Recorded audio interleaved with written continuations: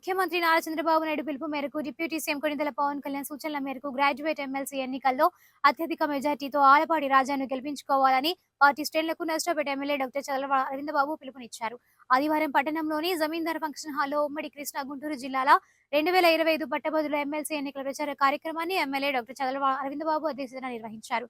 కూటమి ఎమ్మెల్సీ అభ్యర్థి ఆలపాటి రాజేంద్ర ప్రసాద్, పల్నాడు జిల్లా టీడీపీ అధ్యక్షులు కొమ్మలపాటి శ్రీధర్, పిల్లి మాణిక్యాలరావు, పార్టీ సీనియర్ నాయకులు వేములపల్లి వెంకట నరసయ్య, కపలవాయి విజయ్ కుమార్, నాగసరపు సుబ్బరాయ గుప్తా, బీజేపీ నాయకులు రంగిశెట్టి రామకృష్ణ, వల్లెపు నాగేశ్వరరావు, గొట్టిపాటి జనార్దన్ బాబు, వాసిరెడ్డి రవీంద్ర, వనమా శివ, గూడూరి శేఖర్, రాయల శ్రీనివాసరావు, మీరావళి, దాసరి ఉదయశ్రీ, కనుమూరి లక్ష్మి, మానుగొండ జాహ్నవి, కదం నాగజ్యోతి వివిధ హోదాల్లో నాయకులు కార్యక్రమంలో పాల్గొన్నారు.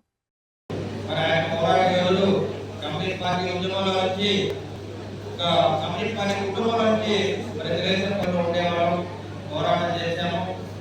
మరి అలాగే అప్పుడే ముందు నుంచే ఉన్నారు. నేను కూడా అప్పుడే రాష్ట్రంలో నా కోసం ఇంటింటి తిరిగేవాడు. నేను లైఫ్ చదువుకుంటావు, నేనేం చదువుతున్నాను అని తిట్టేవాడు. నేను మన 2009లో ఓడిపోయినప్పుడు నాకు బాగా ఇచ్చాడు.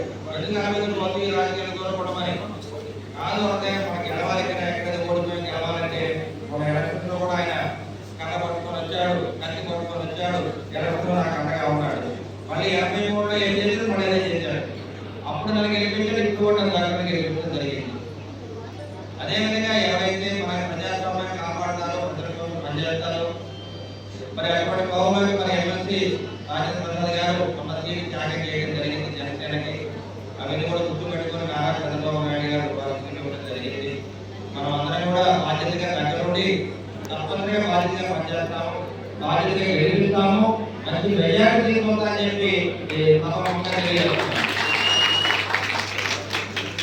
రాజాగారికి రాబోయే బాధ్యత నాది. నేనే కూడా చేస్తే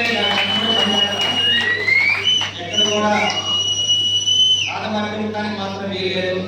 ఎందుకంటే మా మహిళలు ఉన్నారు, అక్కడ వెళ్ళాడు, అక్కడ కూడా ఇంటికి వెళ్తారు. మనకు పోయినసారి ఏ విధంగా ప్రతి గడపకి వెళ్ళాము అదే విధంగా వెళ్దాము.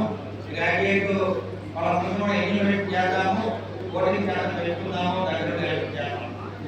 ఆ విధంగా ఎందుకంటే ఈ వ్యక్తులు కూడా ఈ ప్రభుత్వాన్ని కాపాడుకోవాలి, ప్రజాస్వామ్యాన్ని కాపాడుకోవాలి. మంచి వ్యక్తులు కనుక ఉంటే కనుక మనకి అన్ని విధాలా చక్కగా అందిస్తారని చెప్పి తెలియజేస్తూ, నిజంగా మీరందరూ కూడా ఒకటే కోరేది, మన ఉదయ గారు చెప్పినట్టు మనం అందరం కూడా ఎన్టీ రామారావు ఆశీస్సుతోటి 43 ఏళ్ళు ఈ తెలుగుదేశం పార్టీని కాపాడుకుంటూ వచ్చాము. మళ్ళీ ఆయన ఆశీస్సుతోటి మొన్న దుర్మార్గ